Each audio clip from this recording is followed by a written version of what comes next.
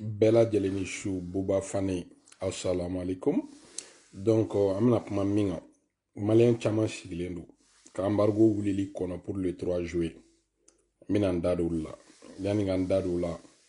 Jogara fenfe Abidjan. Malien jogara munu be Abidjan. Maga message soro kuma benga foli bawe. Abe akili jigi. Amailala, tonton Amaila nga foli babiye. Donc, katase Chemar Bachilima. Katase Mamaita Bachili nunumbe ma inno. Donc, Bouba Fane kanumbaga be Abidjan fon fon. Nga foli boy kojugu.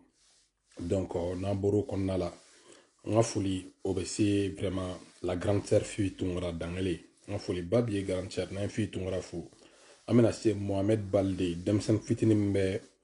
bateau fam malola ka jigi, Sénégal ka jigi, Côte d'Ivoire ka jigi, Guinée, kla ka jigi Gambie, blogu te guerre la. Nyo de forme, ni mogo be malo chamana. Ton chama ni mago be grain de blé chamana ni mago be grain de coton chamana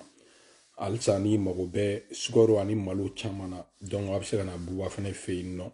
donc amse ka do ma prix no bala pour que abse ka grossis bawe malla chugamina donc réseau bambolo ani industriel chama bi barake la bi alhamdulillah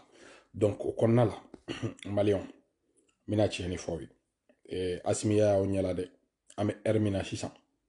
asimi mali saga laba min tora mɔgɔw ye seli la saga misi ɲɔgɔmɛ a y'a bɛɛ da a kan tigɛ wari tɔ laban bɛɛ donna saraka la sisan alors que o misi o ɲɔgɔmɛ sogo ninnu o kun bɛ se ka nafa ɲɛ an ka sɔrɔsi minnu bɛ caserne kɔnɔ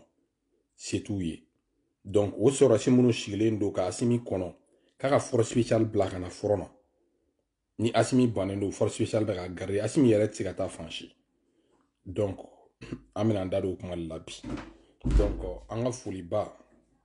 o bɛ Kalilu Dunbiya ni mɔgɔ bɛ prison na Asimi ka kaso la donc vraiment Asimi walidenw b'i bolo saraka bɔli saraka bɛ minɛ ni hakɛ t'i kɔ hakɛ min bɛ kɔ Asimi i bɛ Mali saga bɛɛ faga ka Mali misi bɛɛ faga ka Mali ɲɔgɔmɛ bɛɛ faga a tɛ jaabi i bolo n y'o de f'i ye a kɛ o hakɛ b'i kɔ i b'a hakɛ bɛɛ bila di i bɛ mɔgɔw bila ka bɔ kaso la i bagalen don mɔgɔw ma i ye mɔgɔw tɔɲɔ ne yɛrɛ taara fo kaburu don na ne Numar Marigo n'an taara fo kaburu don na ka danga don i kama donc o danga ninnu de b'i kɔ i ma i kɛlen don kaso la de i yɛrɛ bɛ kaso la kuluba i tɛ se ka jigin Asimi bɛ kaso la a tɛ se ka jigin bon information ye min ye k'a di maliyɛnw ma aw bɛ sa kɔngɔ la a tɛ foyi kɛ Asimi la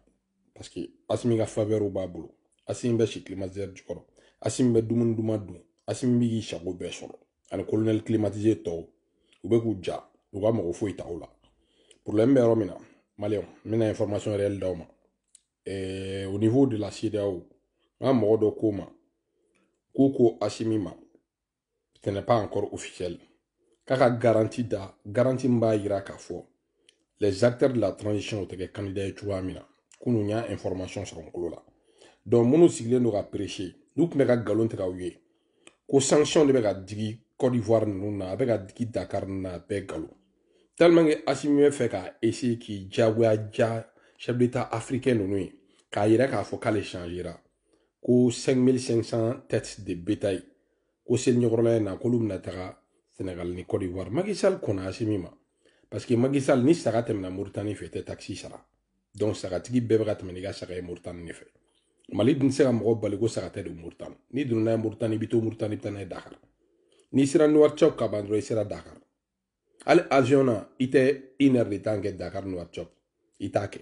mɔgɔ b'a trajet dɔn u bɛ se k'a fɔ ko Bouba fana bɛ ka tiɲɛ f'i ye donc Asimi bɛ ka nkalon fira aw ma a bɛ ka nkalon fira aw ma Asimi dɛsɛra f'a bɛ tila ka taga i yɛrɛ ma susu kɛ président la pour que a bɛ se ka bɔ kaso la cogoya min na Asimi datugulen don kaso la kuluba donc problème bɛ yɔrɔ min na maliyɛnw Asimi bɛ ka ɲinɛ min kɔ il n'est pas le seul président militaire jamana dɔ kunna ale bɛ yen Guinée président bɛ yen Burkina président bɛ yen bon ni Asimi nana sisan k'a fɔ k'a bɛ kɛ candidat ye Guinée président bɛ Asimi ladege Burkina président bɛ Asimi ladege président tɔ minnu bɛ menace de coup d'état kɔnɔ olu b'a dɔn k'a fɔ o fana ka militaires b'u bɛɛ minɛ o Afrique selen sɔrɔdasi fanga ma o ye démocratie bannen Afrique bon américains tɛna sɔn o ma farantaw tɛna sɔn o ma o yɛrɛ ka kuma ko chef d'état ninnu ye CEDEAO chef d'état ninnu ye gouverneur ye Asimi bɛ ka kɔkɔya kɛ gouverneur minnu nɔfɛ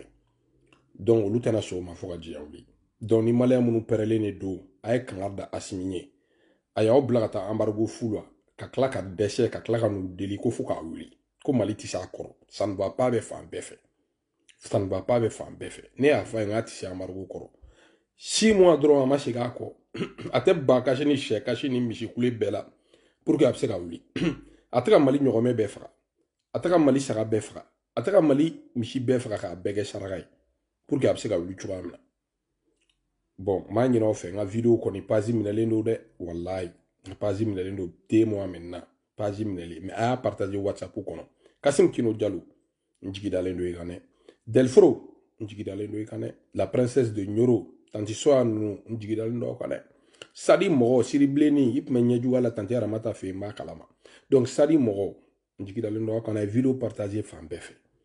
bon maliyɛn Asimi ma si aw tɔn na a ma si aw tɔn na a ma si aw tɔn na dɛ donc o la a bɛ ka na ni i ma tila ko dɔ la o ma ɲɛnabɔ k'a d'i ma i bɛ taa problème wɛrɛ jumɛn ɲini k'o tɔ ye fanga ɲini ko fanga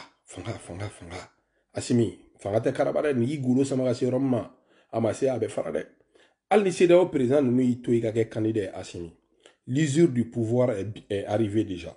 fanga in bɛ ka taa cogoya min na Asimi maliyɛn bɛɛ ɲɛ bɛ ka yɛlɛ maliyɛn bɛɛ bɛ k'a dɔn k'i tɛ se i dɛsɛra ka maliyɛnw sécuriser mɔgɔw bɛ ka sa i ko sɛ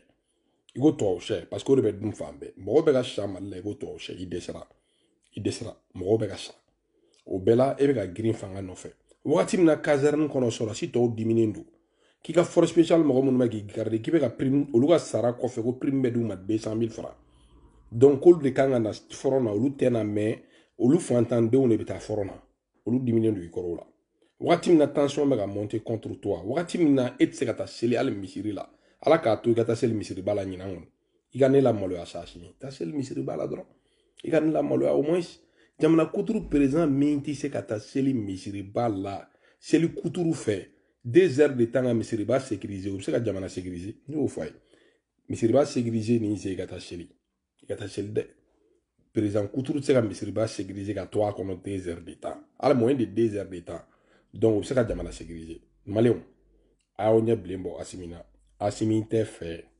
embargo ka wuli dɛ parce que a bɛ ka problème fara problème kan bon parti politique fɛnɛ b'a la ko tant que Choguel bɛ primature la olu tɛ don Asimi ka gouvernement d'union nationale la a ma ɲɛnabɔ fɔlɔ koyi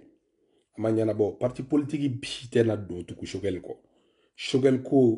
ayiwa ala yɛrɛ t'a kɔfɛ Segu Tunkara a b'aw si kɛ kule la ala t'a kɔfɛ Choguel tɛ se ka maliyɛnw fara ɲɔgɔn kan mɔgɔ tɛ Choguel fɛ Choguel épuisera Choguel grillera Segu Tunkara donc ko in bɛ taa ni dɛ donc maliyɛnw ka bɔ ka nin information da aw ma Dirisa Sogoloko a y'a partage groupe WhatsApp bɛɛ kɔnɔ donc Yakuba Fakoro Togola a y'a partage groupe WhatsApp bɛɛ kɔnɔ ala ka faamuyali ɲuman d'u ma ala ka Buwa fana ka page segin ka na joona